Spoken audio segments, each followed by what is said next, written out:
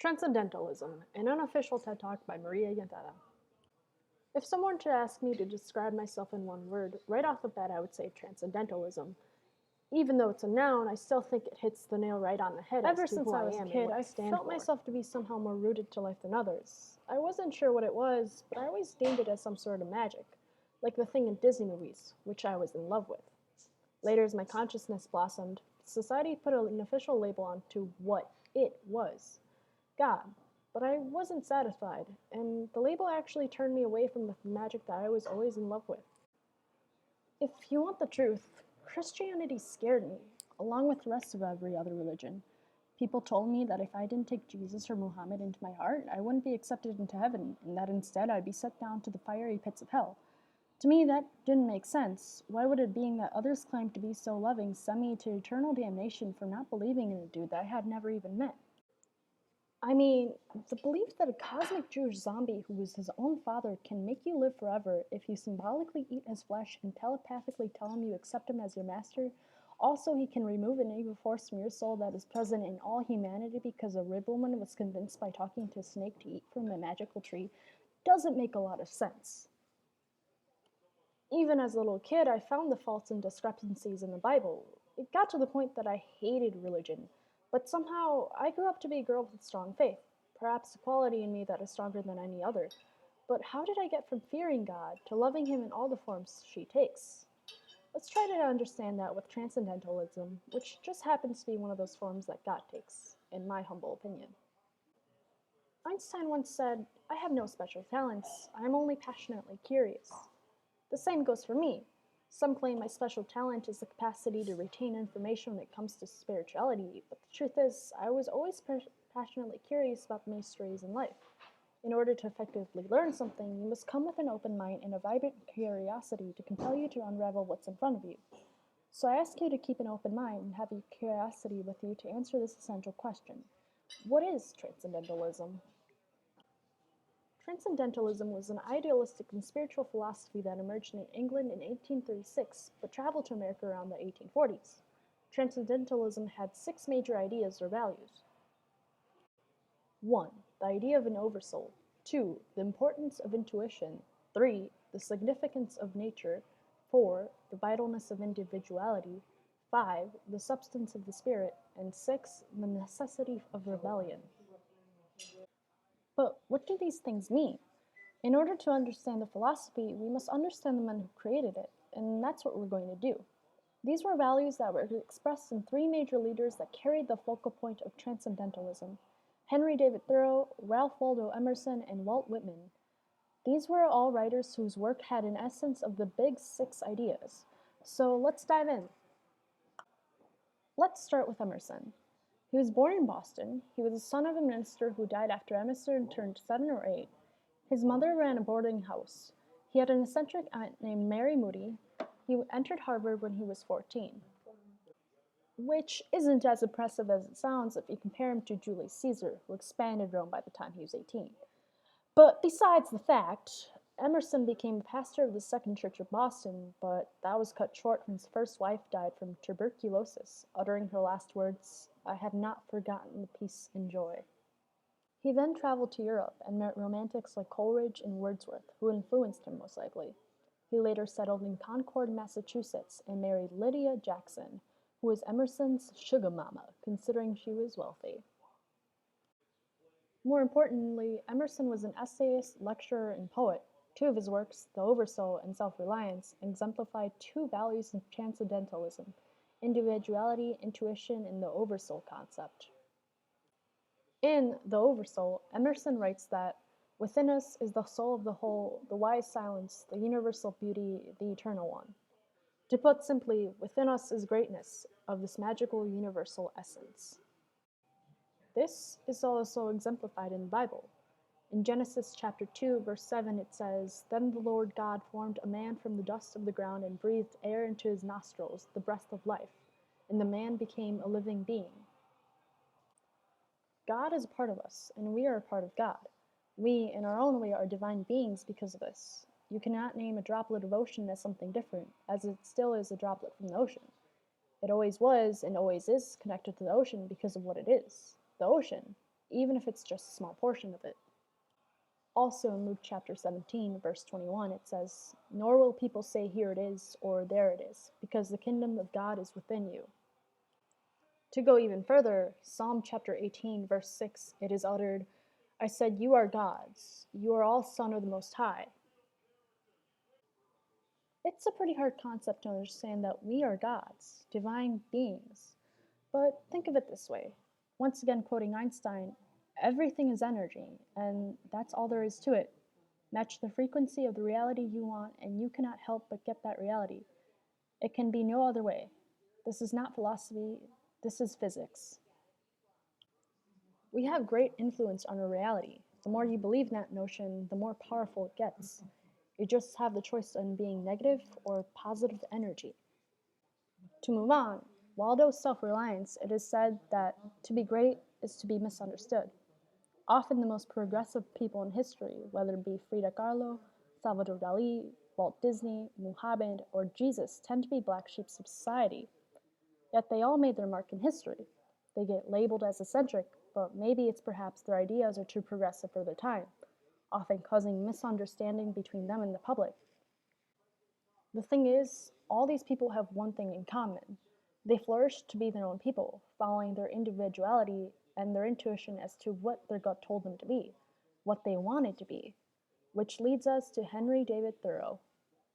Henry David Thoreau was born in Concord. He was born of a man who managed a pencil factory. Like Emerson, his mother rented out their home as a boarding house. He also went to Harvard and graduated at 20. He became an educator in 1838, but that was cut short when in 1845 he went to live on Walden Pond, private land provided by Emerson himself. Living here grew his inspiration, and he started to write about poetry and wrote the famous book Walden. He advocated for the abolitionist movement. He even took a stand with radical abolitionist John Brown. He wrote Civil Disobedience, a text that inspired later rebels like Gandhi and Martin Luther King Jr. He had poor health decades after contracting tuberculosis. He died in 1862, his last words being, "Now comes good sailing." Even before his death, some dubbed him an anarchist. Waldo was an essayist and lecturer.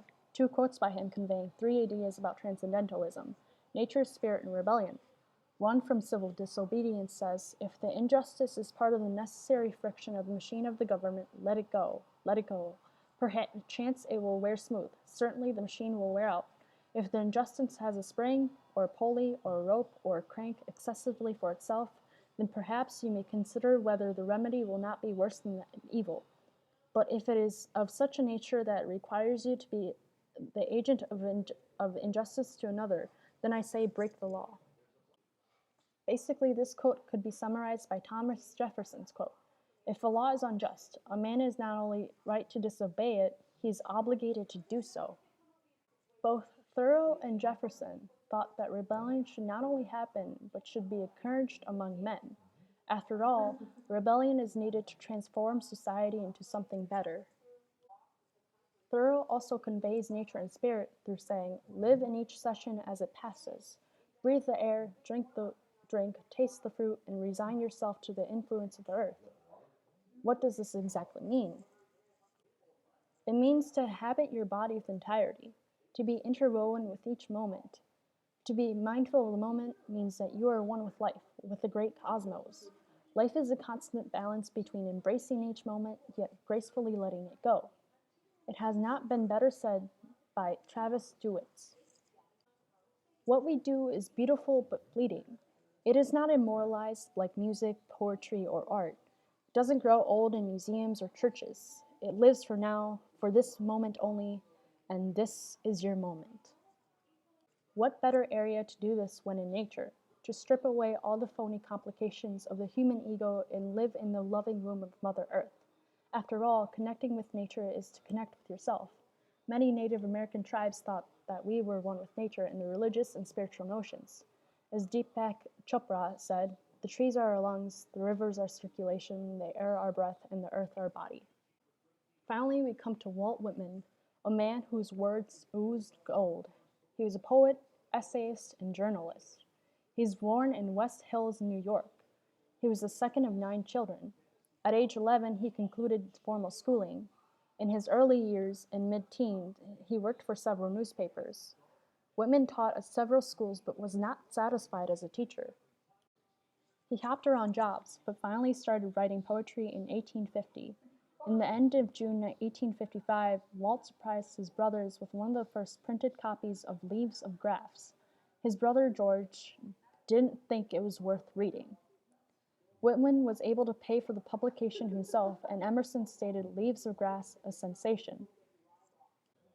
Many did not think this, and negative critical acclaim came about, one critic calling Whitman a pretentious ass.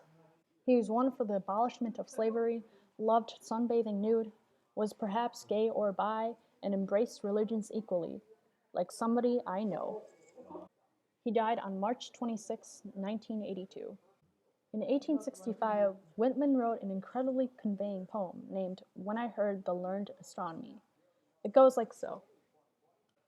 When I heard the learned astronomer, when the proofs, the figures were ranged in columns before me, when I was shown the charts and diagrams, to add, divide, and measure them, when I, sitting, heard the astronomer where he lectured with much applause in the lecture room.